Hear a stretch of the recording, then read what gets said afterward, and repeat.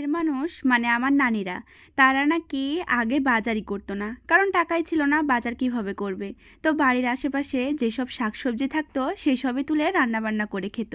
তো আসসালামু আলাইকুম সবাইকে, সবাই কেমন আছেন? আশা করি সবাই অনেক ভালো আছেন। আলহামদুলিল্লাহ আমরা অনেক ভালো আছি। তো আজকে আমিও ভাবছিলাম আমার নানির থেকে শেখা আরও একটি রেসিপি আপনাদের সাথে শেয়ার করব। আমার নানির থেকে শেখা রান্নাগুলো কিন্তু খুবই মজা হয়ে থাকে। আমার নানি আগের মানুষ, কম মশলায় রান্না করলেও কিন্তু রান্নাগুলো খুবই মজা হয়। তো চলেন শেয়ার করা যাক আজকের রেসিপি আপনাদের সাথে। তো প্রথমেই দেখলেন আমাদের বাড়ির পাশে থেকে সাহেব কচুর পাতা তুলে এনেছি। এই কচুকে আমরা সাহেব কচু বলে থাকি। আপনারা কি কি বলেন অবশ্যই কমেন্ট করে জানাবেন।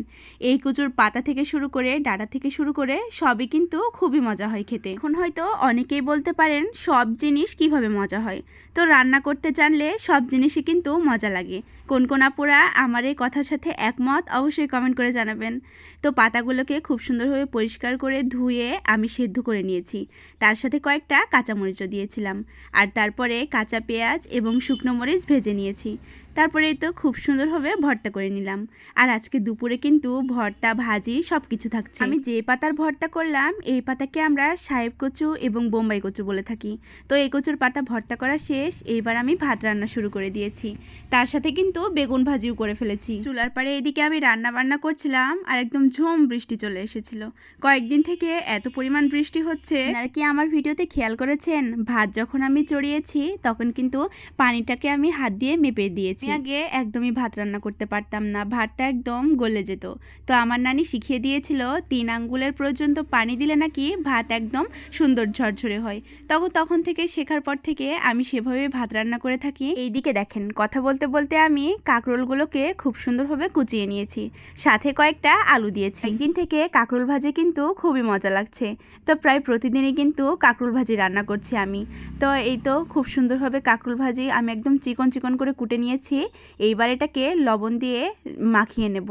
আমি যে কোনো ভাজিকে লবণ দিয়ে আগে সুন্দরভাবে মেখে নিই। এভাবে ভাজিকে লবণ দিয়ে মাখালে কিন্তু ভাজিটা একদম নরম হয়ে যায় আর রান্নাটাও কিন্তু খুব সহজে হয়ে যায়।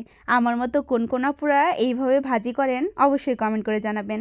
এইভাবে ভাজি করাটাও কিন্তু আমি আমার নানির কাছ থেকে শিখেছি। খুব সুন্দরভাবে আমি 2-3 বার পরিষ্কার করে ভাজিগুলোকে ধুয়ে নিয়েছি।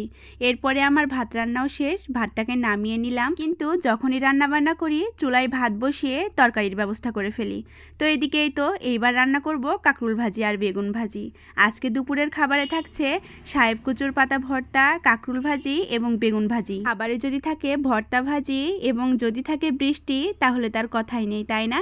আজকে কিন্তু খুব সুন্দর বৃষ্টিও হচ্ছিল। তো আমাদের দুপুরের খাবারটা কিন্তু একদম জমে গিয়েছে। তো এই তো ভাজিটা তুলে দিলাম। আমি কিন্তু আগে কাঁকরোল ভাজি একদমই পছন্দ করতাম না, তবে ইদানিং কাঁকরোল ভাজিটা আমার খুবই প্রিয় হয়ে গেছে। এইভাবে আপনারা চিকন চিকন করে কেটে কাঁকরোল ভাজি ট্রাই করে দেখবেন, খুবই মজা লাগবে। আর সাথে যদি শুকনা মরিচ দেন আরও বেশি মজা হবে। আজকে আমার শুকনা মরিচ ছিল না তাই জন্য দিতে পারিনি। কাঁকরোল ভাজিটা আমার রান্না করা শেষ, এইবার আমি বেগুন ভেজে নেব। তো এইভাবে কাঁকরোল ভাজি ট্রাই করে দেখবেন, খুবই মজা হবে। আজকের ভিডিওটা এই পর্যন্তই। ভিডিওটা কেমন হয়েছে অবশ্যই কমেন্ট করে জানাবেন। আল্লাহ হাফেজ।